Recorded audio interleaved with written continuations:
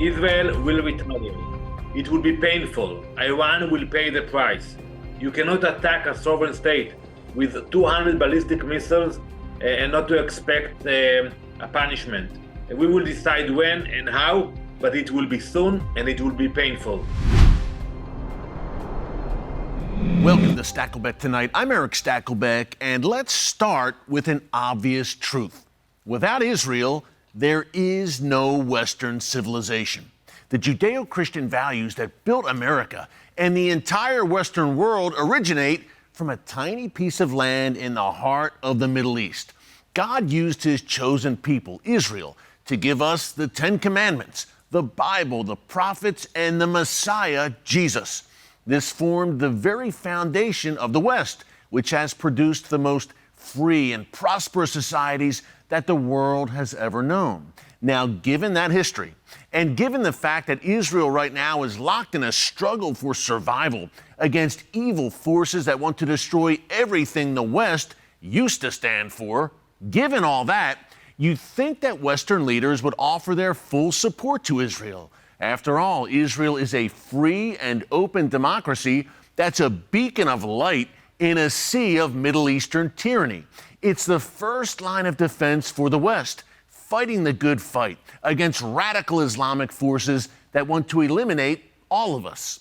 And yet, today's Western leaders seem much more concerned with condemning Israel than they do with condemning our shared enemies. Consider the Biden-Harris administration.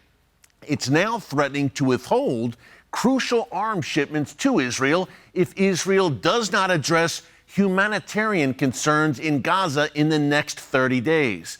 Well, there are indeed humanitarian concerns in Gaza, but not because of Israel. Israel has delivered literally tons of humanitarian aid to Gaza over the past year, even though Gaza is the home base for Hamas, a genocidal terror organization which the majority of Gazans still support even after the October 7th massacre.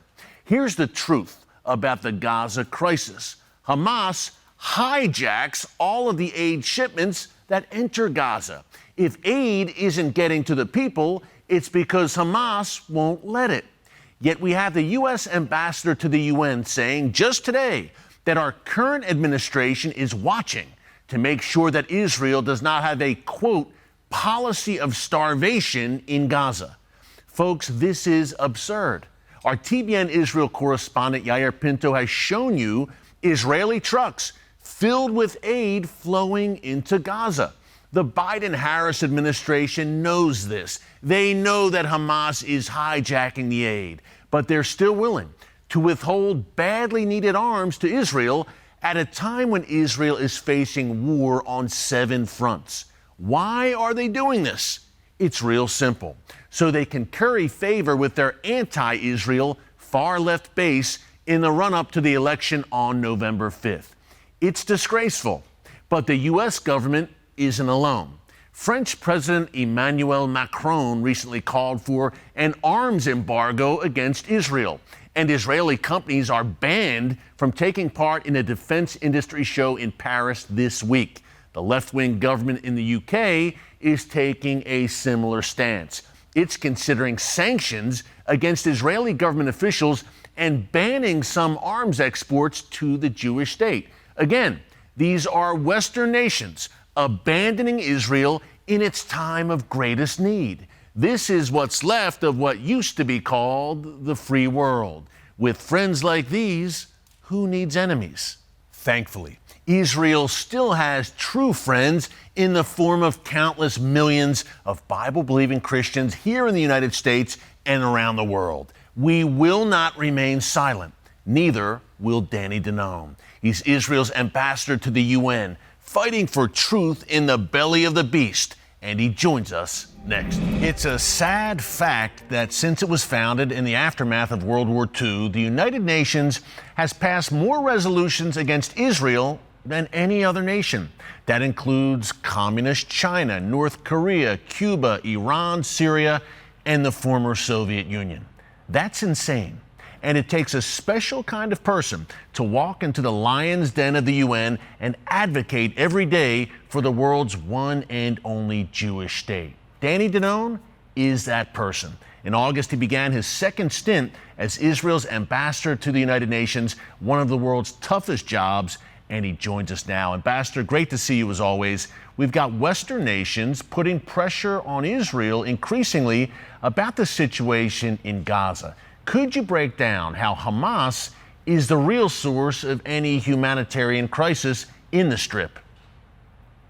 Thank you for having me again, Eric. You know, we are commemorating a year for the massacre of October 7. And one could expect that after a year, the United Nations would condemn the one who committed the atrocities, Hamas. They haven't done it yet, and I don't think they will do it. But instead, they are ganging against Israel, passing resolutions condemning us and putting pressure on us. We will not stop. We will continue until we will bring back all the hostages, until we will dismantle Hamas terrorist organization. You know, what we have shown in the last few weeks also up north with Lebanon and elsewhere, that we are a strong nation. We are in deep pain. It was a very, very hard year. You know, tonight we will start to celebrate the Feast of Tabernacles, the holiday of Sukkot, all around the world, but it will not be the same holiday. We remember what happened to us a year ago, but we are strong and we will prevail, Eric. Yeah, this is the first Sukkot since October 7th, Ambassador. Very important time. And there's the pressure in Gaza. And as you said, Israel's doing what it must. It's doing the right thing against an evil force. But you mentioned Lebanon as well. Now we hear complaints about Israel in Lebanon. There's calls for a ceasefire there, including from the UN.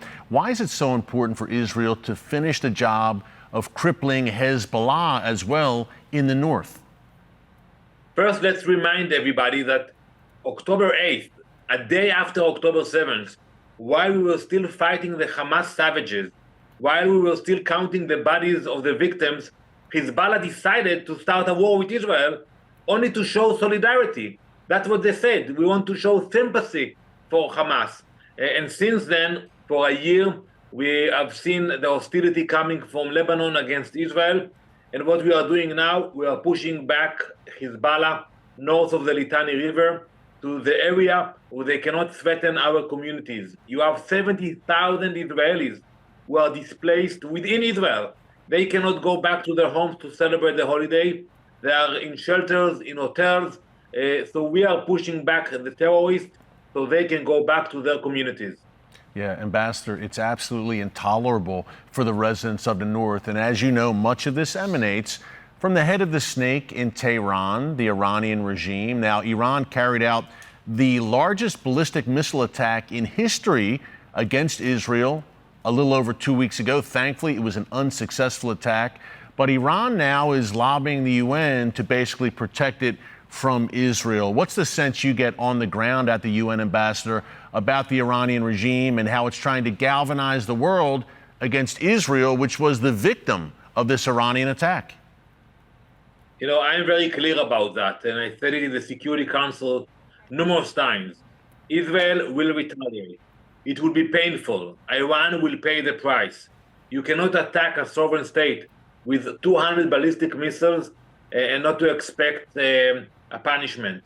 And we will decide when and how, but it will be soon and it will be painful. Yeah, and absolutely warranted, considering, hey, 2 attacks, Ambassador, in the past 6 months by Iran directly against Israel. Got about a minute before the break, then we will bring you right back, Ambassador Danny Danon. But why is that so important to send that forceful response to Iran? Some in the West are saying, hey, overlook it, just forget about it, take the win, so to speak. But why is it so important that Israel does send a forceful message to the Iranian regime? In our region, you cannot show weakness, Eric. We are a strong nation and we have to present it. We have to stretch our muscles. We are a peaceful nation. We pray for peace. But once we are being attacked, we have to send a clear message to the entire region. Don't mess with Israel. We can be peaceful, respectful, but once you come after us, against us, we are strong enough to push back. Do you see anything different this time? After October 7th, you would think there'd be a heightened concern about anti-Semitism and anti-Israel activity. Do you get any sense at all so far that the UN has had maybe an illuminating moment in the wake of October 7th, or is it more of the same? Actually, on the contrast, it became more hostile. The focus is on Israel. Almost every day we have a debate in the Security Council or in the General Assembly about Israel, condemnations, resolutions after resolutions. But we are strong, we are pushing back. But I can tell you that today the level of hate against Israel, the only Jewish state, it's beyond imagination. And you look at some of the countries, they don't want to speak about Ukraine or Russia or other places in the world. They want to focus only on Israel, blaming us for all the problems around the world. And you know, Eric, you came to Israel many times. Israel is a beautiful, peaceful place. We want to invest in technology, in high tech, in medicine, to help other nations. But today we have to focus on survival. We have to defend ourselves while we are being attacked by 7 fronts, but also the 8th front, which is the diplomatic front. That's the one I'm pushing back every day. Yeah, absolutely. And Ambassador, look, the UN, as we mentioned in the lead-in to our interview, has passed more resolutions against Israel than any other nation, which is pure insanity. Are you disappointed, by the way, in Western nations? Look, you have the West, who should know better, you would think. Israel is the building block, the foundation of all of Judeo-Christian Western civilization, and yet we've got Western nations also kind of towing that UN line and putting pressure on Israel. Are you disappointed in that sense, in that, look, Israel is the first line of defense for the West, fighting our shared enemies, yet the West doesn't seem to get that by and large? Absolutely. We are fighting the fight of Western democracies. We are in the front line, but some tend to ignore that. And you mentioned the resolution. Let me give you some numbers, Eric. In the last 10 years, the General Assembly passed 155 resolutions condemning Israel. At the same time, in the last 10 years, they passed 88 resolutions condemning all the atrocities around the world combined. That's insane. Yeah. And every day they will bring something against us. And I think the democracies should know better. They should say enough with this facade, with this circus.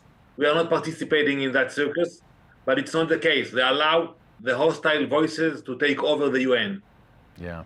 Ambassador, there's a lot of darkness there, clearly, but you are shining a light there every single day.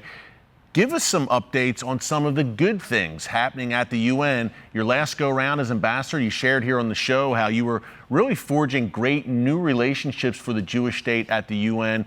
What's your agenda going forward? What do you want to accomplish in this second stint as ambassador at the United Nations? So today we are focusing in winning the war, victory. That's my message today. After victory, we can bring peace. I was very involved with the Abraham Accords, amazing achievements. I believe we can have more partners in the Middle East that will sign peace treaties with Israel, but they tell me quietly, finish the job against those radical forces, and then we can move forward. So I'm optimistic. I think, down the road, we can go back to the track of peace and sign more peace treaties with Muslim nations and more neighbors of Israel. Ambassador, about a minute left. You're a busy man. I know you got to go, but quick question. Do you think we could be on the verge, if Israel does indeed finish the job against this Iranian axis, could we be on the verge of a new Middle East? Well, today it's hard to be optimistic, but we have to be optimistic. And we have to pray for better days. And we are very optimistic in Israel.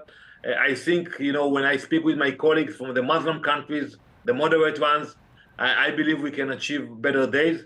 But first, it will be difficult. First, we have to face evil. That's exactly what we are doing now. Yeah, you're doing what needs to be done. You're doing it very well. Ambassador Danny Danon, in a very tough place, United Nations. Ambassador, thanks so much for all you're doing. God bless you. We will see you again very soon. Stakelbeck Tonight, my all-new nightly series on current events through a bold biblical lens. Make sure you hit the subscribe button so you never miss an upload, and tap the bell icon so you're notified every time a new video is posted. And don't forget to share your thoughts, insights, and comments below. Thanks for watching, and God bless.